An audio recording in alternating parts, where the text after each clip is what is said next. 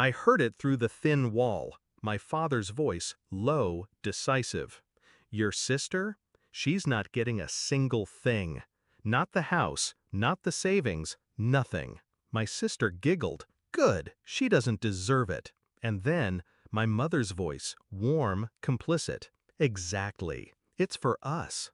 She should be grateful we even raised her. I froze in the hallway. The weight of their betrayal pressed down harder than any blow. They weren't just cutting me out, they were erasing me. I stepped back quietly, heart steady. No tears, no outburst, just silence.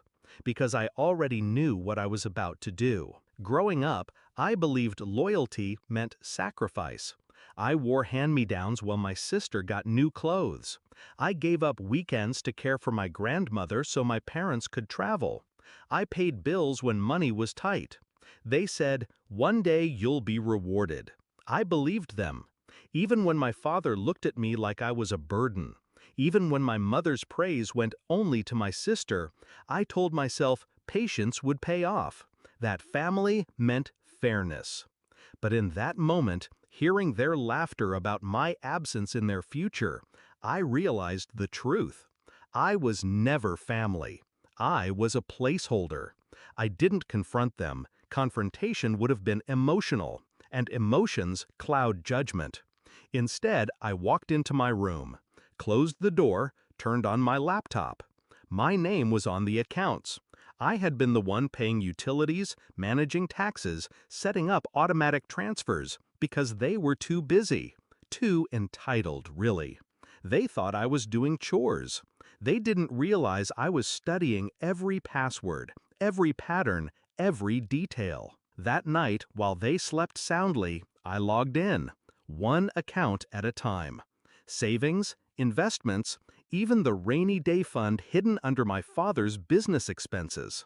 I moved everything, not recklessly, strategically, into a trust, my trust, locked, legal, untouchable. I wasn't stealing, I was securing. And when the last transfer confirmed, I shut my laptop with a calm that surprised even me. The next morning, they acted normal. My father grumbled about the newspaper. My mother sipped her coffee with that smug, quiet smile. My sister scrolled her phone, smirking like she had already won something.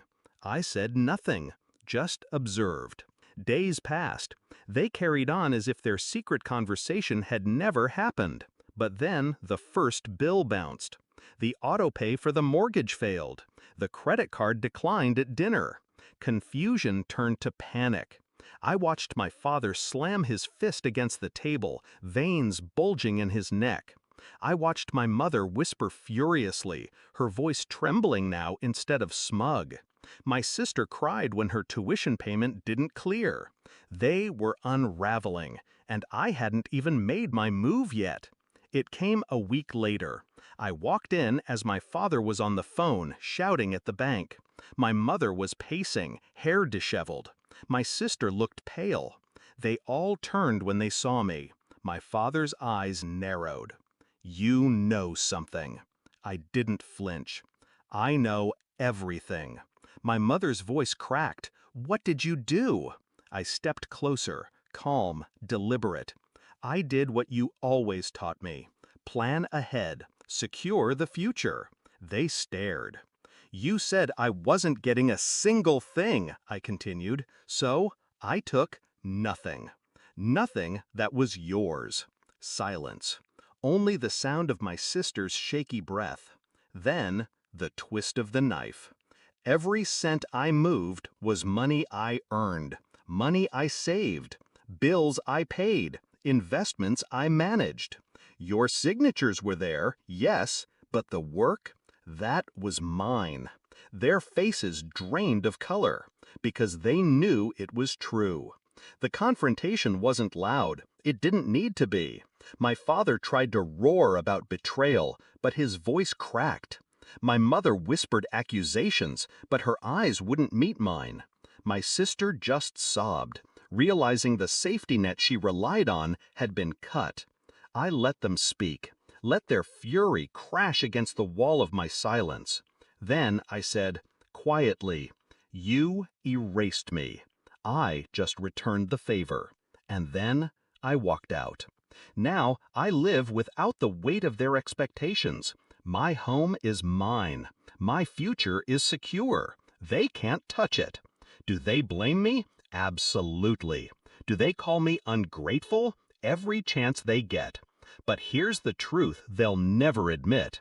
I was the one who held them together. I paid the bills. I kept the lights on. I carried the burden they took for granted. Without me, their empire collapsed into dust. And as I sit here, signing papers for another property, papers they'll never see, I finally feel free. Because revenge isn't about screaming in someone's face, it's about silence, precision, control. It's about watching the people who dismissed you realize, too late, that the thing they underestimated was the only thing keeping them alive.